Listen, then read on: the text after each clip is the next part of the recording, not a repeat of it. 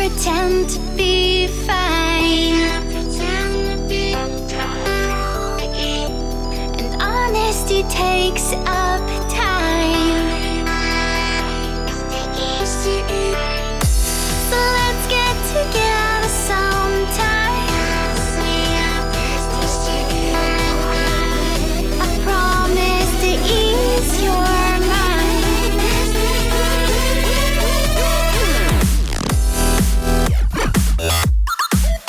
अभी हम 15 किस्म की सर्व कर रहे हैं। अगले 2-3 दिन के अंदर हमारा मेन्यू रीडिज़ाइन हो जाएगा और हम तकरीबन 25 किस्म की चाय अभी 2-3 दिन में सर्व करना शुरू कर देंगे। ताज़ा तरीन अपलोड्स की नोटिफिकेशन हासिल करने के लिए हमारे चैनल को सब्सक्राइब करें और साथ में दिए गए घंटी के निशान को दबाना ना भूलें। अस्सलाम वालेकुम नाज़रीन, पीसफुल पाकिस्तान के साथ मैं हूं आपका मेज़बान अहमद गौहर।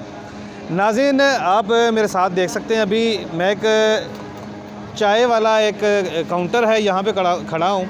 तो इसका नाम है MBA चाय वाला। ये MBA चाय वाला जो है ये बरकत मार्केट लाहौर में मौजूद है। मास्टर इन बिज़नेस एडमिनिस्ट्रेशन इसका जो मुखफ़फ़ है, ये उसका मुखफ़फ़ है MBA। तो इनके ओनर से बात करते हैं कि इन्होंने MBA करने के बाद ये चाय का काउंटर ही क्यों लगाया है। अस्सलाम वालेकुम जी। जी वालेकुम सलाम। सर, आपका नाम? इमरान। इमरान भाई, सबसे पहले तो ये बताइएगा, ये MBA चाय वाला, तो आपने MBA करने के बाद चाय का ही काउंटर लगाना क्यों ज़रूरी समझा? अच्छा, एक्चुअली ये हमारा ना पिछले 1 साल तक इसका नाम दूध पत्ती था। तो 19 सितंबर को हमारी एनिवर्सरी थी, तो इसको हमने रीब्रांड किया है फ्रॉम दूध पत्ती टू MBA चाय वाला, क्योंकि मैंने MBA किया हुआ है और मैं चाय बेच रहा हूँ, तो आई थॉट कि ये एक अच्छा नाम हो सकता है। तो मेन इसमें सच कोई ख़ास बात नहीं है, लेकिन यह है कि मैं ख़ुद कुछ अपना करना चाह रहा था। कुछ भी काफ़ी बिज़नेस आइडियाज़ थे मेरे पास, लेकिन उनमें से जिसको मैंने एग्जीक्यूट किया वो दूध पत्ती दैन और अब MBA चाय वाला है। तो बस इसमें ऐसे कोई ख़ास नहीं है, लेकिन ये है कि मुझे कुछ अपना करना था। मैं जॉब नहीं करना चाह रहा था, मैं फेडअप हो गया था जॉब कर करके ना, दूसरों के लिए काम करके। मैं अपने लिए कुछ करना चाह रहा था, इसलिए बस मैंने ये एक छोटा सा इनिशिएटिव लिया और इसको हमने स्टार्ट किया। तकरीबन 1 साल और 2 मंथ हो गए हैं हमारे इस स्टार्टअप को। कि MBA करने के बाद ज़्यादातर स्टूडेंट्स जो हैं वो जॉब की तरफ जाते हैं, तो आपने एक छोटा सा चाय का जो खोखा कह सकते हैं हम, जो काउंटर कह सकते हैं, तो ये स्टूडेंट को बड़ी ना इंसल्ट फील होती है कि यार मैं चाय बेचूंगा MBA करने के बाद। अच्छा, यहाँ पे कुछ लोग आते हैं, जब से मैंने इसका नाम चेंज किया ना, तब से पहले तो दूध पत्ती था ना, तो एक जेनेरिक सा नाम था, लोगों को नहीं पता होता था कि कौन दूध पत्ती बना रहा है, कौन बेच रहा है। अब जब से मैंने इसका नाम चेंज किया ना, तो लोग इसको बड़ा क्यूरियोसिटी से देखते हैं और आके मुझसे क्वेश्चन भी करते हैं कि यार ये MBA का क्या मतलब है। तो उनको मैं बताता हूँ कि मैंने MBA किया हुआ है। तो कुछ लोग वाकई में हंसते हैं, वो कहते हैं कि यार ये हालात हैं पाकिस्तान के। उनको लगता है कि ये मैं इसलिए ये कर रहा हूँ क्योंकि मुल्क के हालात अच्छे नहीं हैं। मैं इसलिए नहीं कर रहा कि मुल्क के हालात अच्छे नहीं हैं, मैंने जॉब छोड़ के ये काम करना स्टार्ट किया। तो देखें, ये भी जैसा कि आपने कहा है, ऐसा कुछ लोग और भी समझते हैं कि ये एक ढाबा है। ये एक ढाबा नहीं है। अभी आप देखेंगे मे बी अगले 2-3 मंथ के अंदर हम इसको एक प्रॉपर कैफ़े में कन्वर्ट कर रहे हैं। उसके ऊपर हम काम कर रहे हैं। एक प्रॉपर कैफ़े होगा, ये काउंटर नहीं होगा। तो इसका जो मेन ऑब्जेक्टिव है MBA चाय वाला का, वो ये है टू रीडिज़ाइन चाय। लोगों को लगता है कि चाय एक ही किस्म की होती है जो वो पीते हैं, 30 रुपए की, 25 रुपए की। हमारा ऑब्जेक्टिव ये है कि हम इस ट्रेंड को चेंज करें और हम बड़ी कस्टमाइज़ सी चाय लोगों को दें। ऐसी चाय जो लोगों ने ना कभी सुनी हो, ना कभी पी हो, और जिसको सुन के या पी के लोगों को थोड़ा अजीब भी लगे। अभी हम 15 किस्म की सर्व कर रहे हैं। अगले 2-3 दिन के अंदर हमारा मेन्यू रीडिज़ाइन हो जाएगा और हम तकरीबन 25 किस्म की चाय अभी 2-3 दिन में सर्व करना शुरू कर देंगे। तो ये एक बहुत बड़ा मिशन लेके मैं चल रहा हूँ, जिसको इंशाल्लाह ताला अगर नेक्स्ट टाइम आप आएंगे हमारे पास 2-3 मंथ के अंदर, तो आपको ये एक ढाबा नहीं लगेगा, आपको एक प्रॉपर कैफ़े की फॉर्म में ये कन्वर्ट हो चुका होगा। अच्छा इमरान भाई, मुझे बताइएगा कि आपने बताया कि जैसे हम डिफरेंट किस्म की चाय लोगों को पिलाना चाह रहे हैं, तो आपकी चाय में ऐसी क्या ख़ास बात है जो लोग आपके पास चल के आते हैं स्पेशली? अच्छा, एक्चुअली हमारा जो है ना, वो जो यूनिक सेलिंग पॉइंट है वो है हमारा दूध।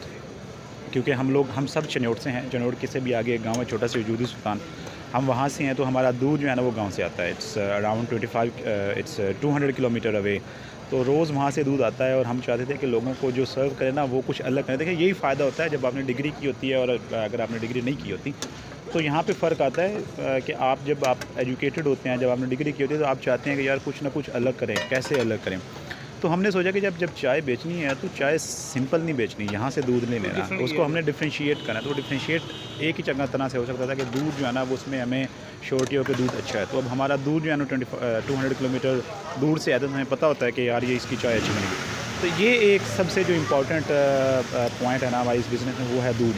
जो कि आता है तकरीबन 200 किलोमीटर दूर से। अच्छा इमरान भाई, मुझे ये बताइएगा कि जो आपने 25 किस्म की चाय बताई है जो बनाने वाले नेक्स्ट टाइम, अभी 15 किस्म की चाय आपके पास मौजूद है, तो उनके नाम बताएंगे था क्या क्या क्या चीज़ें उसके अंदर है? यार उसमें एक तो बड़ी वो क्लासिक सी है, यानी सादा दूध पत्ती।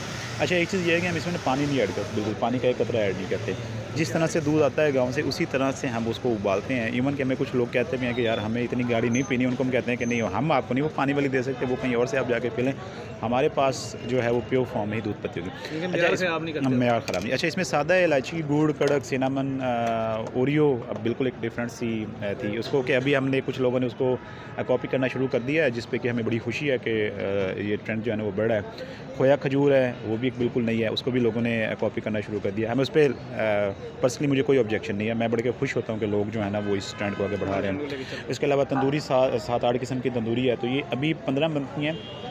बाकी जो हैं वो 10 वो हम स्टार्ट कर रहे हैं, वो हमने डिसाइड कर ली हुई है, बस हमारा मेन्यू जो है वो डिज़ाइन हो रहा है, वो 2-3 दिन में हो जाएगा। उसके बाद ये 25 हो जाएंगे। वो बाकी कौन सी हैं वो हम बताएंगे ज़रा 2-3 दिन के बाद।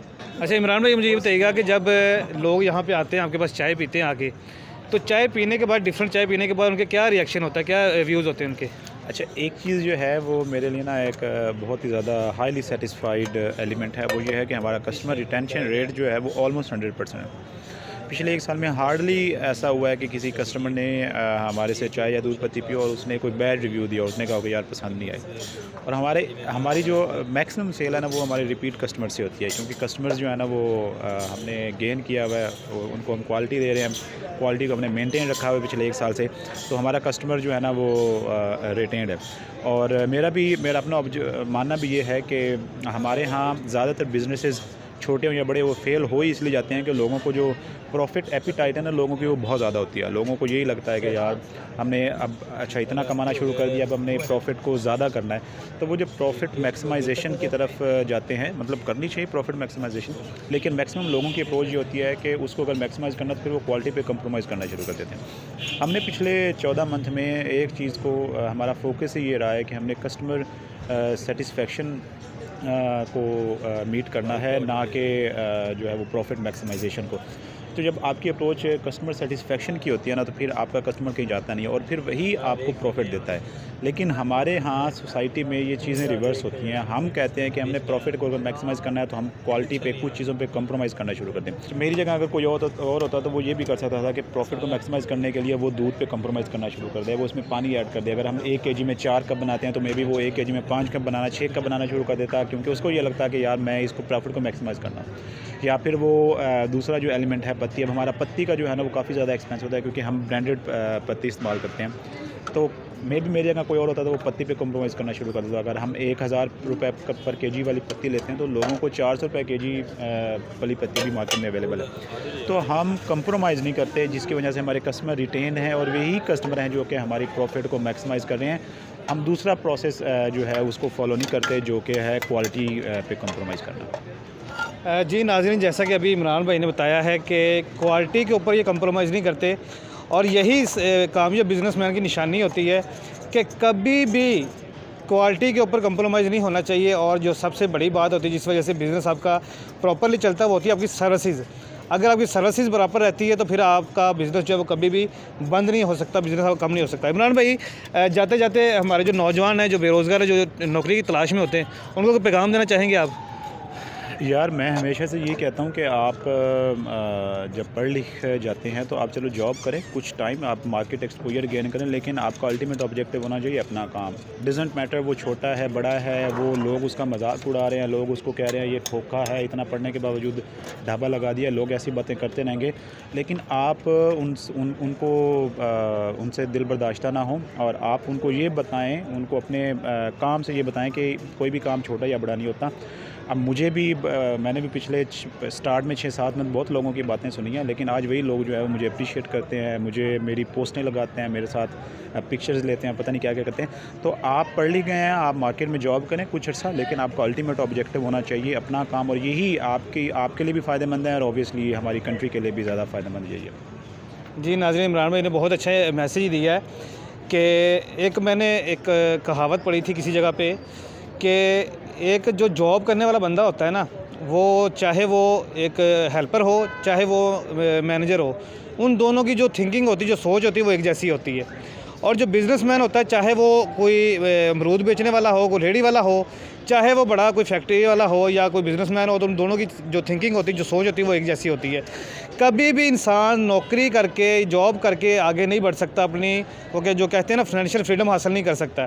तो उसके लिए आपको अपना बिज़नेस ही करना पड़ेगा। तो MBA करने के बाद, MBA का तो मतलब यही होता है मास्टर बिज़नेस एडमिनिस्ट्रेशन।